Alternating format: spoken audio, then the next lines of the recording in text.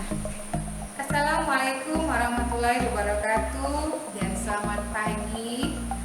Hai anak-anak semuanya dimanapun kamu berada. Perkenalkan Ibu Dia Putri Astuti, guru SMP Negeri 24. Ibu adalah guru IPS di Kecamatan Lukat. Oke anak-anak Ibu, karena kondisi sekarang ini adalah masa pandemi, jadi Ibu harapkan kepada anak Ibu tetap jaga protokol kesehatan, yaitu dengan cara selalu menggunakan masker. Yang kedua, selalu jaga jarak. Kemudian jangan lupa mencuci tangan. Kemudian selalu menjaga kesehatan. Baiklah anak-anak Ibu, materi pembelajaran kita hari ini adalah pengaruh interaksi antar ruang di bidang ekonomi. Nah, tujuan pembelajaran kita hari ini adalah yang pertama, siswa dapat memahami pengaruh interaksi antar ruang di bidang ekonomi. Yang kedua, siswa dapat menyimpulkan kembali pengaruh interaksi antar ruang di bidang ekonomi. Baiklah anak-anak Ibu, kita mulai pembelajaran kita. Oke anak Ibu, coba lihat gambar berikut. Di sana kamu akan melihat gambar bumi, kemudian ada bangunan gedung, kemudian ada hewan, ikan. Nah, kalau kita ulas balik pembelajaran kita di kelas 7, ya, di situ ada ruang dan interaksi ruang. Nah, sebelum kita tahu apa itu pengaruh interaksi ruang, ya, kita cari tahu apa itu pengertian ruang, kemudian apa itu pengertian dari interaksi antar ruang. Oke anak Ibu, definisi atau pengertian ruang yaitu tempat di mana makhluk hidup tinggal, ya, baik secara keseluruhan atau sebagian. Kemudian interaksi sosial. Interaksi sosial itu cara mengelola ruang-ruang berkaitan dengan potensi, ya, potensi atau permasalahan serta terkaitan suatu ruang dengan ruang-ruang yang ada di sekitarnya. Nah, itulah penjelasan ruang dan interaksi antar ruang. Nah, untuk pelaksanaan interaksi ruang itu banyak sekali. Bisa saja ya dari pergerakan orang. Pergerakan orang itu bisa dilakukan dengan cara interaksi sosial ataupun sosialisasi. Atau yang kedua, pergerakan barang, mungkin bisa terjadi dalam aktivitas jual beli. Kemudian informasi itu bisa kita dapatkan dari alat komunikasi ataupun dari alat teknologi yang lainnya. Oke anak Ibu, kita lanjutkan kembali. Ada beberapa aspek yang mempengaruhi interaksi keruangan dalam bidang ekonomi.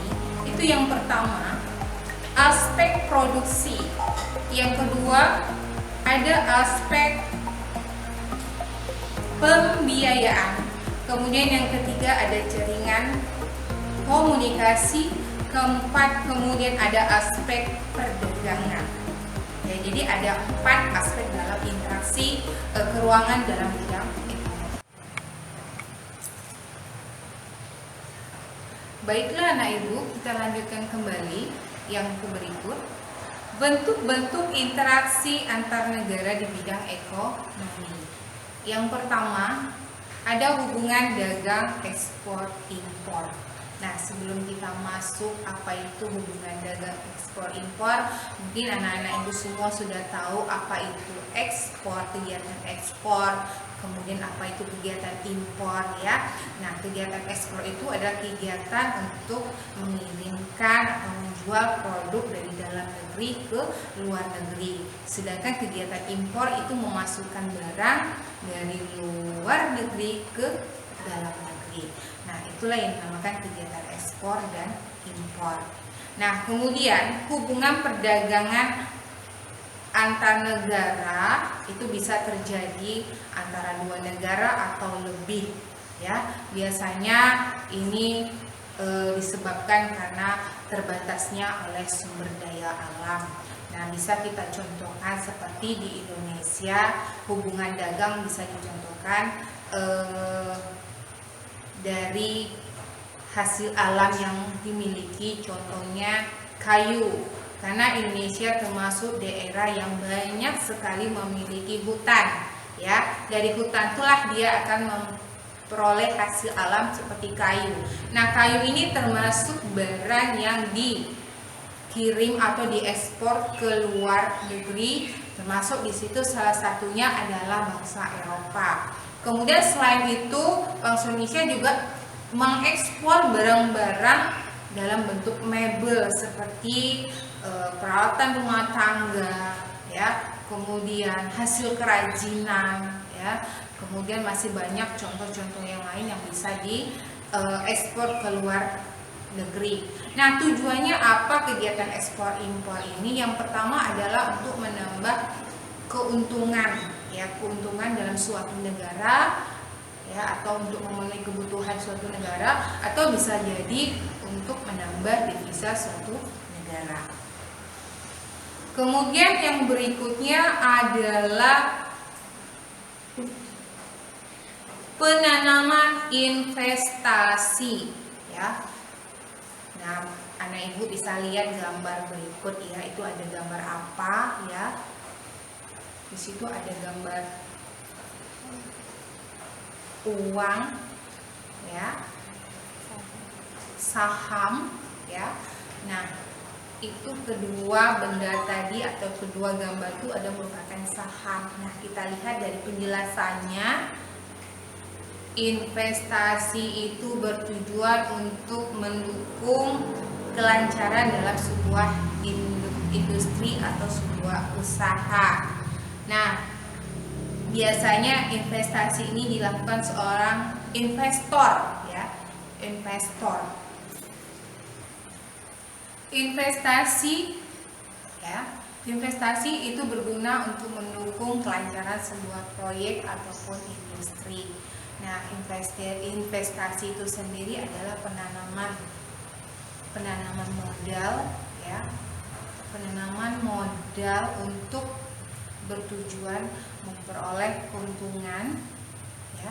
Nah, investasi bisa diperoleh dari barang, uang, ataupun peralatan. Jadi ada 3 barang yang bisa dijadikan sebagai bahan investasi. Keuntungan akan diberikan kepada pihak yang memiliki kesepakatan. Kemudian pihak-pihak tersebut biasanya adalah perusahaan yang memiliki keterbatasan modal, tetapi mereka memiliki sumber daya alam dan sumber daya manusia. Kemudian yang ketiga, pemberian pinjaman lunak, ya. Pinjaman lunak itu memberi dukungan kepada suatu perusahaan untuk kelancaran usahanya. Biasanya pinjaman ini diberikan kepada perusahaan-perusahaan yang memiliki modal yang rendah. Namun pinjaman tersebut bukanlah investasi, ya, melainkan sesuatu yang nanti harus dibayarkan kembali. Terkadang pinjaman ini justru menimbulkan berbagai masalah di kemudian hari. Terkadang bisa menjadi beban pada perusahaan tersebut atau yang dialami oleh suatu negara.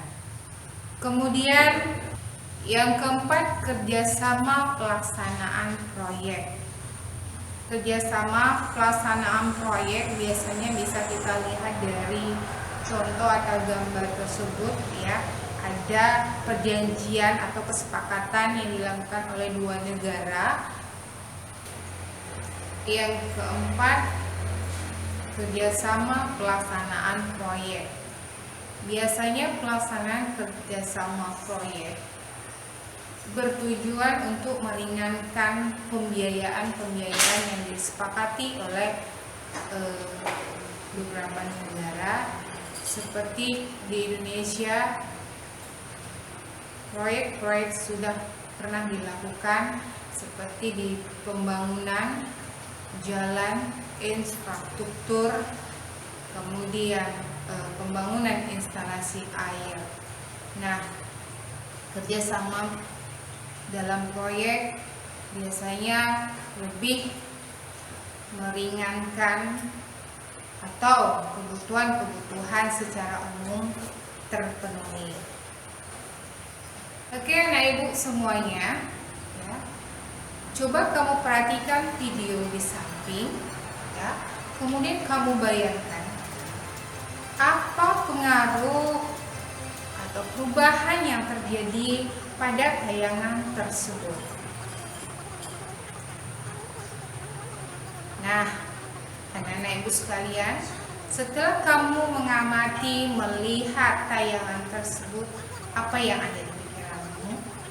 Oke, setelah kamu melihat, kita bahas sedikit pengaruh interaksi antar ruang di bidang ekonomi.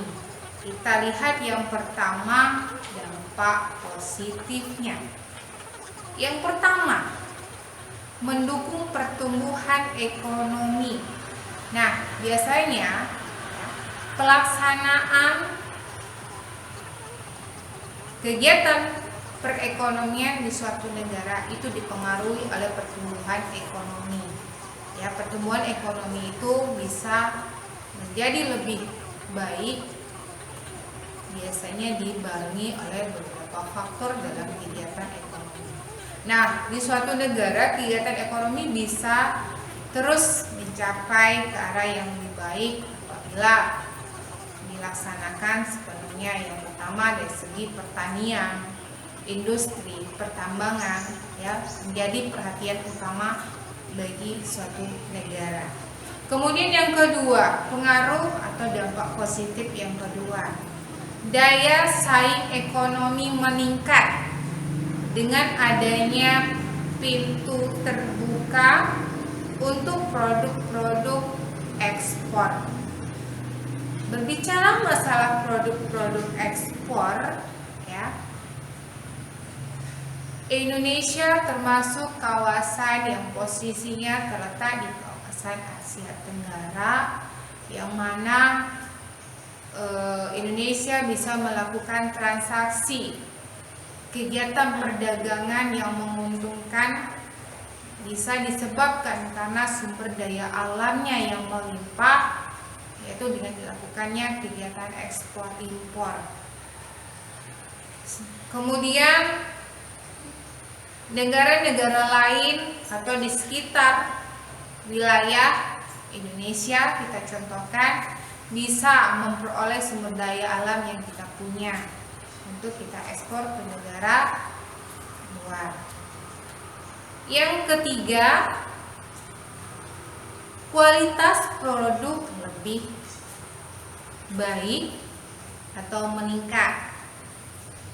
Yang ketiga, kualitas produk lebih meningkat dan mudah mendapatkan barang yang belum diproduksi oleh negara lain. Ini biasanya berkaitan dengan komoditas produk, ya. Kualitas produk di suatu negara dapat ditingkatkan. Tujuannya adalah untuk menarik daya beli dari masyarakat, baik masyarakat lokal maupun masyarakat luar. Baiklah anak ibu, kita lanjut yang keempat. Dengan adanya interaksi antar ruang, terbukanya peluang investasi.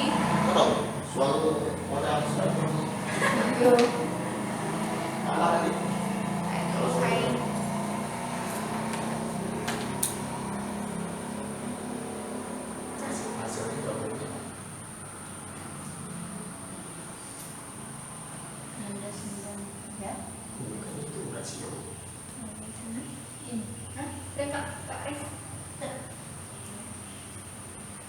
Yang keempat, dengan adanya interaksi keuangan, terbukanya peluang investasi dari negara lain dengan mudah untuk mengakses modal dari luar negeri, mudah berinovasi ke luar negeri bagi investor dalam negeri.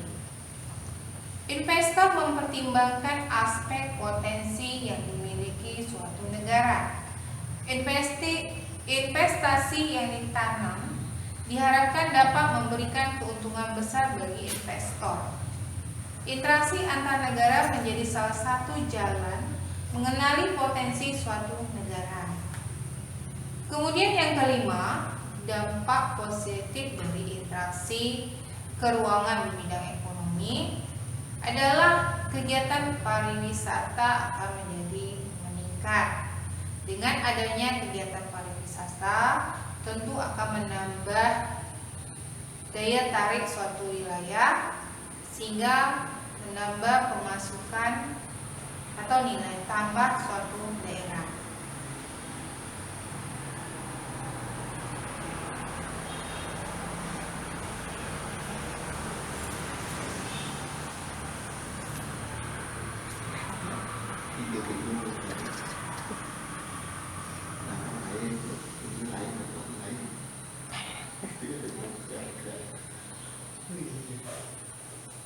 Kemudian, anak ibu,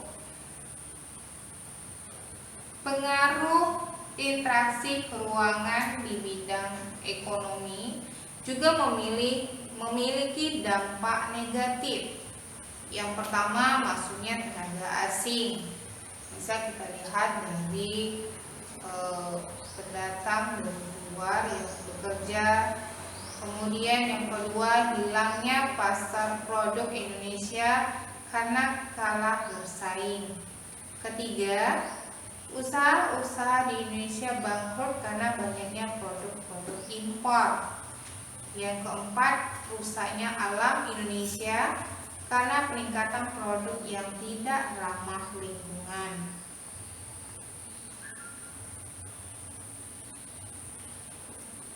Oke anak ibu, ternyata pengaruhnya cukup luar biasa ya. Kalau kita lihat dari segi dampak positif dan negatifnya. Baiklah anak-anak ibu, sebagai penutup kita ambil kesimpulan dari pembelajaran kita hari ini. Pengaruh perubahan dan interaksi antar ruang suatu negara di bidang ekonomi. Interaksi antar ruang jadi karena adanya kebutuhan yang salah satunya adalah kebutuhan akan barang dan jasa yang tidak mampu diproduksi oleh suatu negara. Negara yang memasok kebutuhan tersebut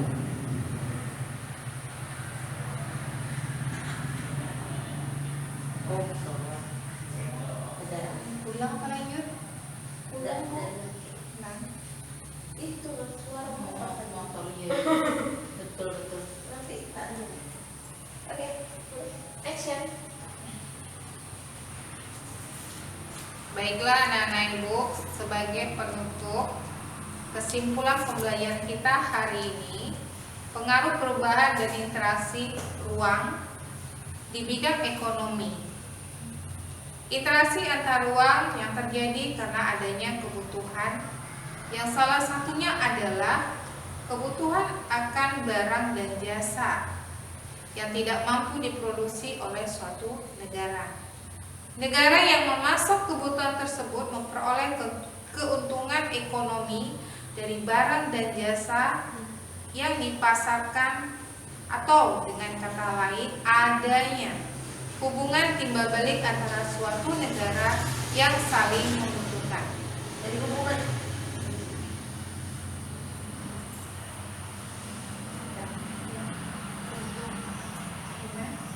berbagai.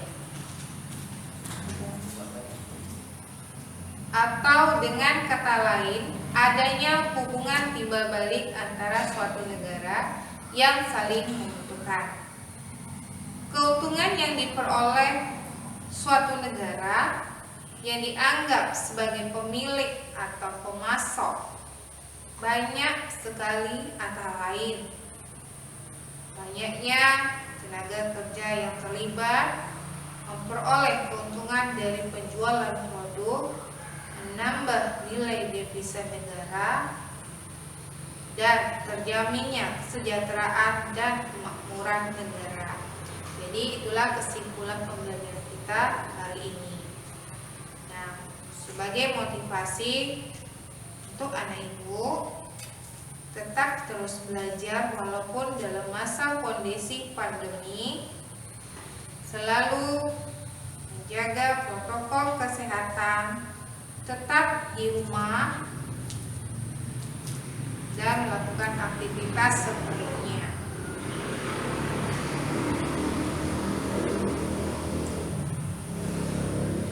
Oke anak ibu, untuk penugasan ibu akan memberi 2 pertanyaan. Kamu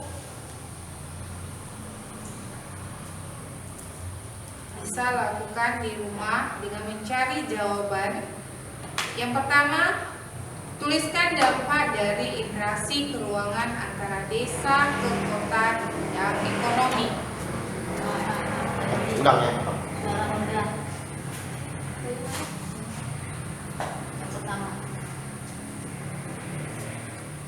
Yang pertama, tuliskan dampak dari interaksi keuangan antara desa ke kota di bidang ekonomi. Yang kedua, jelaskan pengaruh ekonomi bagi kota setelah terjadinya interaksi keuangan. Nah, cukup 2 pertanyaan saja ya. Silakan kamu cari jawabannya dan kamu boleh tanyakan dengan guru yang mengajar. Jadi itulah penjelasan dari ibu tentang materi pengaruh, perubahan dan interaksi antar negara di bidang ekonomi. Baiklah anak-anak ibu, semoga kamu paham dan mengerti dengan materi yang ibu berikan. Selamat belajar. Ibu akhiri, wabillahi taufiq wal hidayah. Assalamualaikum warahmatullahi wabarakatuh. Ulang wassalam. Apa dari mana? Wabillahi taufiq wal hidayah. Baiklah anak-anak ibu akhiri. Baiklah anak-anak ibu akhiri. Wabillahi taufiq wal hidayah. Assalamualaikum warahmatullahi wabarakatuh dan selamat pagi. Terima kasih. Ibu.